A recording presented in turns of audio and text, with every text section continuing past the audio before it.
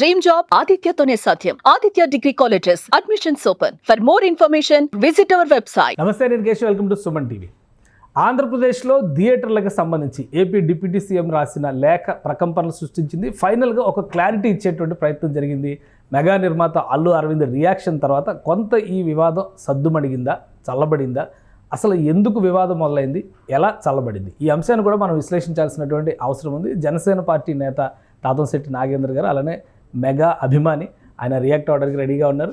నాగేంద్ర గారు నమస్తే. నమస్తే అండి. మీకు, మీ ద్వారా సుమన్ టీవీ వీక్షకులకు గుడ్ మార్నింగ్ సార్. సార్, ఏంటి సార్ ఈ వివాదం రాజుకుంది? చాలా సీరియస్ ఎలిగేషన్స్ వచ్చినాయి. పవన్ కళ్యాణ్ గారు ఆఫీస్ నుంచి రాసిన లెటర్లో అయితే ఇండస్ట్రీని కుదిపేసేటువంటి అంశాలు ఉన్నాయి. ఫైనల్గా అల్లు అరవింద్ గారు ఒక క్లారిటీ ఇచ్చారు. ఆ నలుగురిలో నేను లేను, ఆ నలుగురు ఇప్పుడు నలుగురు కాదు 10 మంది అని చెప్పి అన్నారు. ఆ తర్వాత కొంత చల్లబడింది లేదా వాతావరణం సాధారణ స్థాయికి వస్తుంది అనేటువంటి సంకేతాలు ఏమైనా ఉన్నాయా? సరే కేశవ్ గారు, నేను ఒక మాట చెప్తున్నాను. అల్లు అరవింద్ గారు వచ్చి ఇది నిజమే అని చెప్పి చేయడం మనం స్వాగతిద్దాం. ఎందుకంటే స్వతహాగా కూడా ఆయన, నాకు కూడా పర్సనల్ కూడా తెలుసు. నేనేమంటున్నా అంటే, సార్ ఏమన్నాడు, ఆయన మీరు చూస్తే నేను press meet as a journalist గా మీకు ఆయన ఎక్స్పాండ్ చేసి చెప్పాల్సిన విషయాలను నాకు ఐడియా లేదు. నేను అన్ని వదిలేశాడు. మీరు చూడండి కావాలంటే. నేనేమంటున్నానంటే, ఆ నలుగురిలో నేను లేను అంటే ఆ నలుగురు ఉన్నట్టే కదా సార్. అవును, ఉన్నట్టే కదా. అంటే ఇప్పుడు మనం ఏం మాట్లాడుకుందాం, ఓపెన్ గా మాట్లాడు, మన దగ్గర దాపరికం ఏమి ఉండదు సార్. నేనేమంటున్నా, ఆ నలుగురిలో నేను లేను, ఆ నలుగురే కాదండి. ఇప్పుడు అదే బాటను బట్టి 10 మంది అయినారంట. బట్ దీన్ని ఖండించాలి కదా. ఎవరా 10 మంది, ఎందుకు వాళ్ళ గుత్తాధిపత్యం అనేదే కదా మా ఆవేదన. మీరు నలుగురు పెద్ద మనుషులుగా పవన్ కళ్యాణ్ గారి దగ్గరికి వెళ్ళారు సార్, ఇట్లా ఇండస్ట్రీ సమస్యలు అన్నారు. గత ప్రభుత్వంలో మీకు చూశారు. నేను సారీ టు సే, మిమ్మల్ని మరీ పరిశ్రమ మీరు అంటే ఆయన ఏదో చొప్పు కింద నల్లులాగా చూశాడు. అసలు మాజీ ముఖ్యమంత్రి ఆయన డోంట్ కేర్ కదా సార్. మరి మీ బాధలన్నీ బడి ఇటాట్ టైంలో వచ్చినాక ఒక విజన్ ఉన్న నాయకుడు చంద్రబాబు నాయుడు గారు, నేను మాట్లాడతాను, మీరు రండి కూర్చోండి అని చెప్పి మిమ్మల్ని గౌరవించి, అంటే మీకు అత్యంత పరిశ్రమ పెద్దలు అని చెప్పి అత్యంత విధంగా ఆయన సన్మానించి కూర్చోబెట్టి, సరే మీరు ఏం చేస్తారు 24 క్రాఫ్ట్స్ అంటే మనకు ఏ విధమైన సమస్యలు ఉన్నాయి చిత్ర పరిశ్రమ. నేను ఒక సినిమా వాడిగా చెప్తున్నా, ఒక అకంపెనీ అందరూ కలిసి రండి అంటే, ఒక డిస్ట్రిబ్యూటర్లు, దాంట్లో నుంచి ఒక 2-3 ఎగ్జిబిటర్లు, దాంట్లో నుంచి ఒక 2-3 నిర్మాతలు, ఒక 2-3, అంటే ఏమేమి సమస్యలు ఉన్నాయో అన్ని అంశాలను మీరు వస్తే పర్ఫెక్ట్ గా సీఎం గారితో కూర్చొని మనం మాట్లాడుకుందాం, చిత్ర పరిశ్రమను అభివృద్ధి చేద్దాం. అంతే కదా సార్. ఈ రోజు హరిహర వీరమెల్లి సినిమాలు పక్కన పెడదాం, ఆయన చెప్పింది అదే. మరి ఇంతవరకు ఎందుకు రాలా మీరు? కొన్ని కట్టసీకైనా మీరో ఇంకోరో నలుగురు వచ్చి సీఎం గారిని అభినందించడానికన్నా అంటే వచ్చారా మీరు? అంటే మీ ఒక అంటే మీరు చెప్పింది ఏంది, మనం ఏంది అనే టైప్ లో ఉన్నారా మీరు? ఇక్కడ ఒక మాట ఏం చెప్తున్నారంటే, గతంలో పవన్ కళ్యాణ్ గారే అన్నారు, మేము చేసేది ప్రైవేట్ వ్యాపారం, ఇందులో ప్రభుత్వాలు జోక్యం ఎందుకు అని పవన్ కళ్యాణ్ గారే ప్రశ్నించారు. ఇప్పుడు అధికారంలో ఉంటే ఆయనే రమ్మని పిలుస్తున్నారు, ఎందుకు రాలేదని ప్రశ్నిస్తున్నారు అంటున్నారు. చాలా మంచి ప్రశ్న ఇది. ప్రైవేటు గవర్నమెంట్ కాదు కదా సార్, మీరు సమస్య పెట్టుకుని వచ్చిందే కదా. అవును, మీరు మన ఇండస్ట్రీలో ఉన్న ఆయన ఒక ఉప ముఖ్యమంత్రి అయినాడని వచ్చినారు కదా. ఆయన ఏం చెప్తున్నాడు, నేను ఈ సమస్యలన్నీ నేను దగ్గరగా మీతో పాటు ఉండి చూసినోడిని, మనం ఇంత బడ్జెట్ అవుతుంది, ఆ 100 రూపాయలు పెంచుకోకపోతే మనకి ఇష్టం, కానీ ప్రజలేమో టికెట్లు పెంచి రాస్తా, ఇటువంటి సమస్యలన్నిటిని మనం కూలంకుషంగా ఆయనతో మాట్లాడి ఫైనల్ గా అందరం బాగుండేటట్లు, పరిశ్రమ బాగుండేటట్టు, అందులో మనం ఉండేటట్టు మాట్లాడదామనే కదా పిలిచింది. మరి ఎందుకు రాలా? వాళ్ళ ఉద్దేశం ఏంటంటే, మనం బాగున్నాం, ఎవడెట్టుంటే మనకి ఎందుకు, మనం బాగున్నాం. ఇంక మళ్ళీ ఆయన చెప్పినాడు ఏదో పర్వాలేదు. ఇప్పుడు నేను పోయి చిన్న నిర్మాత ఎవరు సార్, నీకెందుకు సినిమా లేదు, నీకెందుకు థియేటర్ లేదు, ఇవన్నీ ఎవరు పట్టించుకుంటున్నాడు? అవి పట్టించుకోలేదనే కదా మాట్లాడుతూ ఉండేది. ఓకే, మీ అంచనా ప్రకారం రిటర్న్ గిఫ్ట్ అన్నారు పవన్ కళ్యాణ్ గారు. ఇంటెన్షనల్గానే ఫిల్మ్ ఇండస్ట్రీ పెద్దలు లేదా ఫిల్మ్ ఇండస్ట్రీలో ఉన్నటువంటి అసోసియేషన్స్ ఇగ్నోర్ చేసినాయి అనుకోవాలా? పవన్ కళ్యాణ్ గారి సినిమా ముందర ఈ రాద్ధాంతం పెట్టడానికి కూడా అదే కారణమా? కేశవ్ సార్, మా ఒక మాట, మన దగ్గర ఏముండదు, ఓపెన్ మాట్లాడుకుందాం. దిల్ రాజు ఆయన లేకపోతే మా జీవితాలు ఏమైపోయింది సార్. ఈ సినిమా పరిశ్రమలో మాకే ఆయన అండగా నిలబడ్డాడని ఓ నలుగురితో చెప్పిస్తారని నేను సుమన్ టీవీ ద్వారా ఐషియన్ సునీల్ అయింటే ఆయనే కదా సార్ మా జీవితం, ఆయన మా సహాయం చేసినాడని చెప్పిస్తారా? అరవింద్ గారి వల్లే మేము ఈరోజు 10 మంది అన్నం తింటున్నాం అని చెప్పిస్తారా? డి సురేష్ బాబు లేకపోతే మాకు ఏంటి సార్ మా పరిస్థితి చిత్రసీమలో అని ఒక 5 మందితో చెప్పిస్తారా? నాన్న ఎవరికి ఉపయోగపడారు సార్? మీరు కొన్ని లక్షల మందితో చెప్పిస్తారు. పవన్ కళ్యాణ్ గారు అదే సినిమా పరిశ్రమ నుంచి వచ్చి కష్టపడి రాత్రులు పగులు సినిమా చేస్తూ ఆ డబ్బు తీసుకొచ్చి 3,000 మంది కౌలు రైతులు ఇప్పుడు నిన్నటికి మొన్న సైనికులు ఎక్కడ పోయినా 50 లక్షల కోటి ఎక్కడ వస్తుంది సార్? ఆయనకి వేరే వ్యాపారం లేదు, ఆయనకి మైండ్స్ లేవు, ఆయనకి సిమెంట్ ఫ్యాక్టరీలు లేవు, గాలి మరలు లేవు. ఆయనకు తెలిసిన విద్య అదే. ఆ సినిమాలో ఏదో ఇస్తే ఒక 50 కోట్లు 40 కోట్లు ఇస్తే అబ్బా సంతోషం ఆయనకు, అడ్వాన్స్ ఇస్తానే ఇంక మనం ఏమేమి ఎవరెవరికి ఇవ్వాలని అంత ఇదిగా ఉన్న హ్యుమానిటీలో, అంత ఇదిగా మానవత్వంతో ముందుకెళ్లే నాయకుడితో మీకేం చేయండి అంటే నేను అడుగుతున్నా, గుర్తుందో లేదో డిసెంబర్లో కదా సార్ ఇది వచ్చింది సమస్య. మరి ఎందుకు ఆగింది? ఎవరి కొడుకు సినిమా ఉండదని ఆగింది, ఎవడి తమ్ముడు సినిమా ఉండదని ఆగింది సంక్రాంతిలో. ఇక అప్పుడే థియేటర్లు గొడవ చేసి స్టార్ట్ చేయొచ్చు కదా. అంటే మీ కడుపు అంతా నిండిపోయిన తర్వాత ఇప్పుడు కూడా నేను చెప్తున్నా, ఎందుకంటే కేశవ్ గారు మీకు అర్థమైందో లేదు నేను చెప్తున్నా, మీకు అర్థమయ్యేట్టుగా నేను చెప్తున్నా. ఎందుకు పవన్ కళ్యాణ్ గారు గొడవ చేస్తున్నారు, ఎందుకు ఈ సమస్య ఎంత జటిలం అవుతుంది అనే దానికి చెప్తాను. ఇప్పుడు 11 సంవత్సరాల నుంచి ఇబ్బంది పడుతున్నాడు అన్నమాట ఏఎం రత్నం అనే ఒక నిర్మాత. అంటే మీ నలగరితో పోలిస్తే 100% గొప్ప సందేశాత్మక చిత్రాలు తీశాడు ఆయన, భారతీయుడు కానీ ఒకే ఒక్కడిగా. మీ నలగరి మీరు ఆ విధంగా చెప్పుకోవడానికి సినిమా ఏది లేదు మీకు. కానీ మీరు మెగా నిర్మాతలు, మెగా ప్రొడ్యూసర్లు, నో డౌట్ దాంట్లో. ఇప్పుడు ఏం చేశారు? ఎగ్జిబిటర్లు మీరే, పంపిణీదారులు మీరే, థియేటర్ ఓనర్లు అన్నీ మీరే. గుర్తాదు. ఇప్పుడేంది, ఆయన ఒక సినిమా తెచ్చుకున్నాడు. ఆ సినిమాని పర్సంటేజ్ రూపంలోనో ఇంకో రూపంలోనో ఈయన పోయి సరెండర్ కావాలి. ఓపెన్ ఇది నాకేం చేస్తుంది? ఇప్పుడు ఒక సినిమా వస్తుంది పవన్ కళ్యాణ్ది, బాగా అమ్ముతారు, 150, 200 కష్టం పడి తీస్తారు, బాగా చూస్తారు జనం. కాబట్టి ఈ డబ్బును మనం ఏం చేయాలి? సరే, మీరు అదే చిన్న సినిమాకి ఎందుకు పోటీ పడడం లేదు? పర్సంటేజ్ ఆ చిన్న సినిమా వచ్చేటప్పటికి ఏమంటారు తెలుసా సార్ వీళ్ళు? బాధ చెప్తున్నా నేను. 27,000 మా థియేటర్, నువ్వు థియేటర్ ఇచ్చితే నీకు ఉంటే వేసుకో, లేకుంటే లే. అలా అక్కడ చచ్చిపోయి చిన్న సినిమా, చిన్న నిర్మాణం. వీళ్ళు వచ్చి ఇన్ని కోట్లు పెట్టి పవన్ కళ్యాణ్ మీద ప్యాషన్తో, ఆయన యొక్క మంచితనంతో ఆయనతో తీసి అని చెప్పి ముందుకు వచ్చి ఒక నిర్మాత వస్తే నువ్వు రా పంచుకున్నావు, నువ్వు మాకేమి ఇస్తావు, ఎందుకు ఇవ్వాలి మీకు? ఇక్కడ వాటాలు అడగడం దగ్గర సమస్య వచ్చిందంటారా? 100% సార్. నేను ఇలా అనొచ్చు అనకూడదు. ఒక వ్యాపారం చేసేటప్పుడు వాళ్ళకి ఇది మీకు ఇది మేము మాట్లాడతాం, మేము థియేటర్లు ఇప్పిస్తాం, మేము మాట్లాడతామని, మాకింత కమిషన్ అని నేను ఎందుకు అనకూడదు అంటా నేను. బ్రోకర్లు అని మీరు మెగా ప్రొడ్యూసర్లు అంటున్నారు, కానీ అది బ్రోకర్ పని, దళారీ పనే కదా సార్ అది. సినిమా తీసింది ఆయన, డబ్బు పెట్టింది ఆయన, కష్టపడింది ఆయన, నటించింది ఆయన. మీరు వచ్చేసి ఎంత పర్సంటేజ్ అని డిసైడ్ చేసేసి మాకు ఇవ్వాలి, మీకు అంటే వీళ్ళ చేతుల్లోకి వెళ్ళిపోవాలి. వెళ్ళిపోయిన తర్వాత ఒక 20% మేము వాళ్ళు అడిగారు, వీళ్ళు అడిగారు. అసలు ఇది నేను అడుగుతున్నా. మీరు ఆయన సినిమా వచ్చేటప్పటికే ఇబ్బంది పెట్టి, లేదంటే ఎలాగైనా వస్తారులే అని చెప్పి, దాని మీద ఆయన స్పందన ఏముందంటే ఎందుకు ఇవన్నీ? రోజు మీరు ఒక జీవో పెడితే 10 రూపాయలు 20 రూపాయలతో ఎంఆర్ఓలను పెట్టి ఎదుర్కొన్న వ్యక్తి ఇటువంటి లెక్క చేస్తాడు ఆయన? Okay, done. ఇప్పుడు మీరు థియేటర్లో నేను అడుగుతున్నాను కేశవ్ గారిని, నాకు వేరే వాళ్ళతో పని లేదా, అక్కడ నిర్మాతలతో నాకున్న ఇంటిమసీతో కేశవ్ గారిని అడుగుతున్నాను. ఇప్పుడు మీరు, నేను, లేదంటే ఒక మధ్యతరగతి ఎంప్లాయీ ఒక సినిమా పోతాడు సార్. ఇప్పుడు మనకు ఏఎంబీలో మన పిల్లలకు తెలుసా మనం పెద్దవాళ్ళం తక్కువ వాళ్ళం తెలియదు కదా. కూర్చుంటానే ఒక ప్యాకేజ్, ఒక 500 రూపీస్, డాడీ మాకు అది కావాలంటే తీసేయాలి కదా. మనం టికెట్ల కంటే ఎక్కువ ఉంటుంది. కూల్ డ్రింక్ 100 రూపాయల నుంచి 50 రూపాయలు వాటర్ బాటిల్. కూల్ డ్రింక్ ఎంత అండి? 4 పాప్కార్న్. బయట అదే వస్తువులు 3 కలిపి 30కో 40కో దొరుకుతాయి. మరి ఎవరికి వెళ్తుంది ఇదంతా? ఎవరు ఈ గుత్తాధిపత్యం? అంటే మీరు లీజుకి తీసుకుంటున్నారు కదా సార్. ఈ లీజు సంవత్సరానికి వాడు కట్టినప్పుడు వీడికి 6 నెలల్లో ఇక పాప్కార్న్ లో ఒక సినిమా పడితే వచ్చేయాలి అదంతా. ఎవరు నియంత్రిస్తారు ఇవి? పోనీ అక్కడ అన్ని వసతులు ఉన్నవా? మీరు బాత్రూమ్కి పోయినప్పుడు కానీ ఇంకోటి కానీ అన్ని క్లీన్ చేసి అది అదిగో మళ్ళీ కరోనా, చెల్లికి మళ్ళీ పెళ్ళినట్టు అంటున్నారు. ఆ జాగ్రత్తలు తీసుకుంటున్నారా? వీటన్నిటి మీద ప్రభుత్వం, మీరు వ్యక్తిగతంగా మీ ములాజులతో ఏం రావద్దు. ఎవరైనా సరే మీరు ప్రభుత్వ వ్యవస్థలతో మాట్లాడుకొని ప్రభుత్వ విధి విధానాలతో ఏ విధంగా ఉండాలి థియేటర్లు అనే దాని మీద మేము క్షుణ్ణంగా ఉంటాం, నాట్లే ఉంటాం అన్నాడు ఆయన. ఉందాం. కానీ అల్లు అరవింద్ గారు ఒక మాట అన్నారు, పవన్ కళ్యాణ్ గారు లాంటి వ్యక్తి సినిమా వస్తుంటే ఆపుతాం, థియేటర్లు మూసేస్తాం అనడం ఒక దుస్సాహసం అవుతుంది, ఆ సమావేశాలపైన నాకు ఇంట్రెస్ట్ లేకే 3 సమావేశాలను నేను అవాయిడ్ చేశాను, మా వాళ్ళని కూడా పార్టిసిపేట్ చేయొద్దని చెప్పాను అని చెప్పారు అన్నారు. సో ఆయన పోకుండా, ఆయన పార్టిసిపేట్ చేయకుండా ఉండడం గొప్ప సార్, నేను కాదన్ను.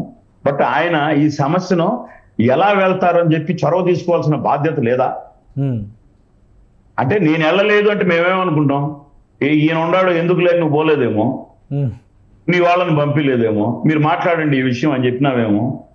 అంటే నేను తప్పుగా అనుకో, ఆయన మీద మాట్లాడడంలే. నేనేమంటున్నానంటే ఎవరైనా కావచ్చు. ఇప్పుడు ఈయన వచ్చాడు, నేను ఇదే చెప్తున్నా కదా, బన్నివాస్ కూడా నిజమే సార్ మాట్లాడింది అన్నాడు, ఆయన కూడా అసోసియేట్ అయి ఉన్నాడు కాబట్టి జనసేనతో. రేపు పొద్దున్నే దిల్ రాజు వచ్చి ఆయన సినిమా ఆపగలమా అంటారు, ఇంకొక ఆయన ఏషియన్ సినీ కరెక్టే ఇది ఆయన అడగకూడదు అంటారు. అందరూ ఆ నిర్ణయంకి వస్తారు. ఎందుకు వస్తున్నారు ఆ నిర్ణయం చెప్పండి మీరు?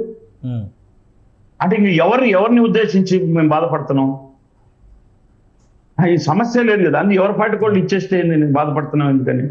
నేను అందుకనే ఆయన సరే మీరు ఈ విధంగా ఉన్నప్పుడు, అంటే కృతజ్ఞత లేకుండా ఉన్నప్పుడు, మీకు మర్యాద కూడా ఇవ్వకుండా, మిమ్మల్ని అతి తక్కువ హీనంగా, మీకు ఇండస్ట్రీ వాళ్ళంటే హీనంగా దీనంగా అని దిగజారి మిమ్మల్ని చూస్తా ఉన్నటువంటి, మీరు ఎంత కోటీశ్వరులు సినిమా కోట్లు పెట్టి చూస్తా ఉన్నప్పుడు మిమ్మల్ని నేను ఓపెన్ మాట మేము దగ్గర తీసి మేము ఉండి ఇండస్ట్రీ వాడిగా నేను గౌరవించినప్పుడు మీరు ఇచ్చిన గౌరవం ఏంది?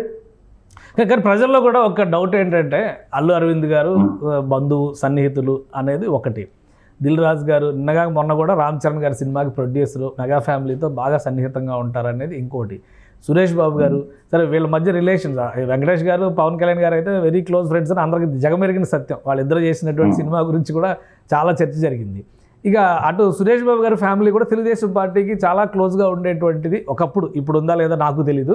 డి రామానాయుడు గారు ఎంపీగా కూడా చేశారు అప్పుడు. సో వీళ్ళందరూ ఏ రకంగా చూసినా కానీ ఎన్డీఏ పక్ష పార్టీలకు చాలా దగ్గరగా ఉండేటువంటి వ్యక్తులు అనే అభిప్రాయం ఉంది. ప్రజల్లో ఒక అభిప్రాయం ఏంటంటే, ఎందుకు పవన్ కళ్యాణ్ గారిని వీళ్ళు టార్గెట్ చేస్తారు? ఈ పర్సంటేజ్ వివాదమే ముదిరి ఈ రకంగా బయటకు వచ్చిందా, లేదా ఇంకా వేరే కారణాలు ఏమైనా ఉన్నాయా? నేను వేరే కారణాలు అయితే నేను ఎతకను సార్. నేనైతే 100% చెప్తున్నా. నేను వీళ్ళే నిర్మాతలు అంటారు, వీళ్ళే ఎగ్జిబిటర్లు అంటారు, వీళ్ళే థియేటర్లు అంటారు. మీరు అన్నారు ఇప్పుడు ఆ వెంకటేష్ గారికి ఆ స్నేహం మా నాయకుడితో అందరికీ ఉంటుంది సార్, నో డౌట్. దాంట్లో ఇప్పుడు ఆయన ఒక కళను కానీ ఒక కళాకారుని నమ్ముకున్న వాడిని కానీ అత్యంత ప్రేమిస్తాడు. ఆయన సాటి చిన్న ఆర్టిస్ట్ ని కూడా మీరు అన్నారు ఇప్పుడు పార్టీల పరంగా వాళ్ళు టీడీపీతోనే యాత్ర సినిమా తీసిన డైరెక్టర్ వచ్చినా ఆయన ఒక డైరెక్టర్ గానే గౌరవిస్తాడు. అంత గొప్ప మానవతావాది పవన్ కళ్యాణ్ గారు, దాంట్లో నో డౌట్. ఆయన అది తీసినాడా. నేనేమంటున్నానంటే, ఇప్పుడు వీళ్ళు ఇంకొకరిని ఎందుకని ఇప్పుడు ఇంకొకరిని నేను ఇందాక అడిగా వాళ్ళు చేశారని, ఇప్పుడు నేను మళ్ళీ అడుగుతున్నా, ఇండస్ట్రీ పెద్దలుగా మీరు బాధ్యత వహించాల్సిన అవసరం లేదా? రెండోది, మీరేమంటారు, మీ క్షుణ్ణంగా ఎదిగి పాన్ ఇండియా 500 కోట్లు 200 కోట్లు, మరి డి రామానాయుడు గారికి సురేష్ గారికి ఆస్తి లేదా, డబ్బు లేదా? మరి వెంకటేష్ ఎందుకు, నీకు కూడా కొడుకున్నాడు కదా రాణా కాకుండా అభిరాము, నువ్వు ఒక 500 కోట్లు పెట్టి పాన్ ఇండియా సినిమా చెయ్యి, నువ్వు మెగా నిర్మాత అని నిరూపించు. ఈ పనులు అక్కడ సాధించు. అల్లు అరవింద్ కూడా ఇంకా 2 కొడుకులు ఉన్నారు కదా, వాళ్ళని దిల్ రాజు ఆయన అందంగానే ఉంటాడు కదా, ఆయన ఒక సినిమా తీసి ఆయన సత్తా చూపించమను, హీరోగా తీసి 500 కోట్లతో ఇది దిల్ రాజు అంటే నిరూపించుకోమను ఆయన నటుల్లో కదా. నేను అనేది, మీకు తెలిసిన కొన్ని అంటే విద్యలనో ఇంకోటో పెట్టుకొని మీరే కొనసాగాల, మీరే బ్రతకాలి. ఈ గుత్తాధిపత్యానికి మేము వ్యతిరేకము. నాగేంద్ర గారు అదే విషయం, గుత్తాధిపత్యమే లేదు అని అన్నారు. 1500 థియేటర్లు ఉంటే 15 మాత్రమే మా కంట్రోల్లో ఉన్నాయి అన్నారు అరవింద్ గారు. మిగతా వాళ్ళ పరిస్థితి కూడా అంతే, ఎవరి దగ్గర కూడా నాట్ మోర్ దాన్ 400-500 థియేటర్స్ ఉండే పరిస్థితి ఇప్పుడు లేదు అంటున్నారు ఆయన. మీరు ఇంకో గుత్తాధిపత్యం అంటున్నారు. మీరు ఆల్రెడీ మెగా అభిమానిగా, మీరు అసలు ఆ సినిమా ఎగ్జిబిషన్ దగ్గర నుంచి సినిమా ప్రొడక్షన్ దాకా మీకు చాలా అనుభవం ఉంది అందులో. ఈయన 15 అన్నాడు సార్, నేను అరవింద్ సార్ తో ఏకీభవించిన ఏం కాదనలే. ఆయన 15 అన్నాడు, ఇంకొక ఆయనకి 30, ఇంకొక ఆయన నోటితోనే 10 మంది అన్నాడు. 200 థియేటర్లు. మీరు నమ్ముతారో నమ్మరో, ఈ 200 థియేటర్లు తప్ప ఎక్కడ సినిమా చూడాలని కోరుకోరు ప్రేక్షకులు. ఇక అర్థం కావడం అది. అంటే మీకు వచ్చే ఒక చిన్న సినిమా వస్తుంది సార్, అంటే ఎన్ని చెప్పాలి మీకు? ఒక డైరెక్టర్ ఎవరో ఎందుకు, మా రాయలచెట్టు అబ్బాయి ఒక అబ్బాయి ఉన్నాడు, సినిమా తీశాడు, కిరణ్ అబ్బవరం, అంటే మా జిల్లా ఉమ్మడి కడప జిల్లా అయితే. ఇప్పుడు ఆ సినిమా సూపర్ హిట్, అతను బయటికి పోయినాడు అనుకో, ఆటోమేటిక్ గా మీ ఇలా కొడుకులకైతే 10 కోట్ల నుంచి ఉన్నట్టుండి 50-100 కోట్లు అవుతుంది రెమ్యునరేషన్ ఒక సినిమాతోనే. ఇప్పుడు ఆ అబ్బాయికి ఏంది, మీరు ఆ సినిమా ఉండగానే 3 సినిమాలో 4 సినిమాలో అగ్రిమెంట్ చేసుకుంటారు. మేము కదా నీకు లైఫ్ ఇచ్చింది, 20 ఇచ్చాం కదా ఫస్ట్ సినిమాకి 30 తీసుకోవాలి. బయటికి పోతే 1 కోటి ఇస్తారు, అతనికి 2 కోట్లు ఇస్తారు. అంటే నేను ఒక ఎగ్జాంపుల్ ఇస్తున్నా, నేను ఎవరు ఏమని చెప్పడంలా. ఇట్లా అంటే మీరు వాడు కష్టపడి వాడి తల్లిదండ్రులు వాడి ఆశయాలతో వచ్చినటువంటి వాడి ఒంట్లో అంటే ఎందరినో చూసి నేర్చుకుని ఇట్లా ఉండాలి అని చెప్పి వాడు చేసే కళను కూడా మీరు దోచుకుంటారు. ఓకే, అంటే ఏంది బిజినెస్ కదా సార్ అది. వదిలేయండి ఫ్రీగా. నీ సినిమా హిట్ అయింది బయటకు పోతే వాడు 1 కోటి రూపాయలు అంటాడు, ఇచ్చేవాడు సినిమా తీసుకుంటాడు. మీకెందుకు? మీకు అలా జరగలేదు నాకు చెప్పమనండి, వచ్చి కెమెరాల ముందుకు వచ్చి కేశవ్ దగ్గరకు వచ్చి మేము అటు చేయలేదని చెప్పండి. నేను 10 చూపిస్తా ఎగ్జాంపుల్. ఈ సినిమా ఇక్కడ ఉండగానే క్లైమాక్స్ వచ్చే లోపల 2 సినిమాలకు అడ్వాన్స్ ఇదే డబ్బు. ఈ సినిమాలు 20 లక్షలు ఊరికే కూడా చేస్తాడు. ఫస్ట్ టైం ఫేమ్ రావాలి కాబట్టి నేను ఊరికే కూడా చేస్తాడు. కానీ గోల్ ఒకటి ఉంటుంది కదా సార్. అంత పెద్ద హిట్ అయినాక 1 కోటి రూపాయలు 2 కోట్లు, అదే మీ బిడ్డలో మీ వాళ్ళు అయితే 20 కోట్లు ఇచ్చేవాళ్ళు. గబుక్కున ఇప్పుడు ఆయన రేంజ్ పాన్ ఇండియా స్థాయికి పోయింది, ఆయన 100 కోట్లు 150 కోట్లు అని వేస్తారు. అదే వాడి పరిస్థితి ఏంటి? అంటే నేను అనేది ఎన్ని విధాల చక్రబంధనం చేస్తుంది మీరు. అది నాకు ఎవరైతే ఏంటి, దిల్ రాజు అయితే ఆకాశం నుంచి ఊడిపడ్డా, ఏషియన్ సునీల్ అయితే ఎవరైనా ఇప్పుడు మా హీరో వరకు మా నాయకుడు వరకు వచ్చితే ఇంత పెద్ద మానవత. మీరు పాన్ ఇండియా హీరోలో ఇంకోటో నిర్మాతలో మీరు మా నాయకుడు పాన్ వరల్డ్ మానవతావాది. ప్రపంచంలో అవతల వ్యక్తికి సహాయం అంటే తన కవచల కుండలాలైనా ఒలిచి వాడికి సహాయపడాలని చెప్పే వ్యక్తి మీరు. ఆయన సరే చూద్దామని మీ వ్యాపారానికి అని ఇప్పుడు వచ్చి బయటపడి వ్యాపారానికి అడ్డుపడ తగులుకుంటే మేము ఎంతవరకైనా పోతాం. మొత్తం మీ చరిత్రను కేశవ్ గారి ఆధ్వర్యంలో, సుమతి ఆధ్వర్యంలో బుర్రకథల్లా చెప్పగలం. మీరు తట్టుకోలేరు. మిమ్మల్ని ఎక్కడికక్కడ కట్టడం ఇదే మేము చెప్పింది. మీరు ఓకే గుడ్, మీరు వచ్చి లేదు అంతా ఇప్పుడు రేపు పొద్దున్న ఇప్పుడేం పవన్ కళ్యాణ్ గారు ఏం మీరు అట్లా ఉండండి. ఏం ఆయన అయితే ఏం ముఖ్యమంత్రి, మనం కరెక్ట్ గా జిఎస్టీ కడుతున్నాం, మనం అన్ని చేద్దాం అని నిలబడండి. ఏం చెప్తున్నాడు ఆయన? సగటు మానవుడికి సగటు ప్రేక్షకుడికి ఏం వసతులు కావాలి, మీరు దయచేసి వ్యక్తిగతంగా వచ్చి తలగీరుకోను వచ్చి 200 500 టికెట్లు అడగద్దండి. ఇంకా మీ సమస్యను ఏమున్నా అధికారులకు పెట్టమన్నాడు. మేము 100 రూపాయలు టికెట్ పెట్టినప్పుడు ఆ 100 రూపాయలు వస్తుందా లేదా థియేటర్ల మీద ఒక రిపోర్ట్ ఇవ్వమన్నాడు. ఎవ్రీథింగ్ ప్రతిదీ ఉంటది. ఇంకా ఓకే, సో ఇంకొకటి ఈ వ్యవహారం మొత్తం కూడా తూర్పుగోదావరి జిల్లా నుంచి మొదలైంది. కొంతమంది ఎగ్జిబిటర్లను ఇన్ఫ్లుయెన్స్ చేసినటువంటి మాజీ రాజకీయ నాయకుడు, మాజీ ఎమ్మెల్యే ద్వారంపూడి చంద్రశేఖర్ రెడ్డి పేరు కూడా తీసుకుంటున్నారు. అక్కడి నుంచే కాన్స్పిరసీ ఉంది అంటున్నారు. ఒక పార్టీ, జనసేన పార్టీ నాయకుడిగా మీరేం చెప్తారు? అతను ఛాలెంజ్లు చేసి 4-5 ఛాలెంజ్లు ఇద్దో పవన్ కళ్యాణ్ గారు నువ్వు ఓడిపోతున్నావు, నువ్వు ఇది ఎవడు జనసేన పిల్ల జనసేన అని చెప్పి మాట్లాడి సన్నాసి మాటలు అన్నీ మాట్లాడి మొదటి సన్నాసి అయిన వ్యక్తి ద్వారంపూడి చంద్రశేఖర్ రెడ్డి. ఆయన ఇన్ఫ్లుయెన్స్ చేసేవాళ్ళు వీళ్ళేం మనుషులు? ఆయన ఇన్ఫ్లుయెన్స్ చేస్తే మనుషులు ఏం మనుషులు? ద్వారంపూడి ఆయన ఏమన్నా, నేను అడిగేది ఈయన ఇన్ఫ్లుయెన్స్ చేయను, ఈయనకి సహకరించడానికి ఈ 4 ఈ 5 మందో వీళ్ళేమన్నా స్వాతంత్ర సమరయోధులా, లేదా మొన్న యుద్ధానికి మేమేమైనా చేస్తామని చెప్పి చేసినటువంటి నిర్మాతల అతికి సాయం చేసి కుట్ర జరిగింది. కందుల దుర్గేష్ గారు కుట్ర జరిగింది, ఎంక్వైరీ కూడా జరిపిస్తామని చెప్పి 100%. ఎందుకంటే ఏ కోణంలో మనం నిలువరించాలి, ఏ కోణంలో మనం నిలువరించాలి, ఏ కోణంలో మనం దెబ్బకు. నేను అదే అన్నాను, మీ నలుగురు కాదు, ఆ వెనకలో ఉన్నాడు ఎవడో రమ్మన్నా, ఆడెంత పెద్ద మగోడైనా. మనం మీరు ఎందుకని జరిగింది? మీరు ఇప్పుడు ఒక మాట, మంచి మాట అడిగారు. కేశవ్ గారు సుమన్ టీవీలో ఛానల్లో కూర్చోన్నాడు. ఆయనకి తెలియదు కదా తూర్పుగోదావరిలో ఏం జరిగిందని. ఒక విషయం అయితే తెలిసింది కదా. బట్ కేశవ్ గారి దృష్టి వరకే ఫలానోడు ఈ విధంగా చేయాలనుకుంటున్నాడు అని తెలిసినప్పుడు రాష్ట్ర ఉప ముఖ్యమంత్రికి ఎందుకు తెలియదు సార్? మనకు నష్టం కలిగించే ఏర్పాట్లు జరుగుతున్నాయి అని మరి ఎందుకు స్పందించడు సార్? ఆయన ఎందుకు రిటర్న్ గిఫ్ట్ ఇవ్వడు సార్? అంటే ఆయన బాధ ఏం చెప్పాడంటే, మిమ్మల్ని నేను హక్కును చేర్చుకుంటే, మీ కష్టాలను, మిమ్మల్ని పరిశ్రమను మీరు ఈ విధంగా ప్రవర్తించినారంటే ఓకే, లెట్ us see. ఇప్పుడు సమస్య పరిష్కారం అవుతున్నట్ట, లేదా ఫర్దర్ గా మళ్ళీ ఇంకో గిఫ్ట్ ఏమైనా ఉండే అవకాశం ఉందా సార్? నేను అడిగేది ఏంటంటే, వీళ్ళందరూ నాకు తెలిసి వీళ్ళెవ్వరూ ఎవరికి సహాయం చేసిన వాళ్ళు కాదు. ఆయన మంచి వ్యక్తి, ప్రజాభిమాన వ్యక్తి.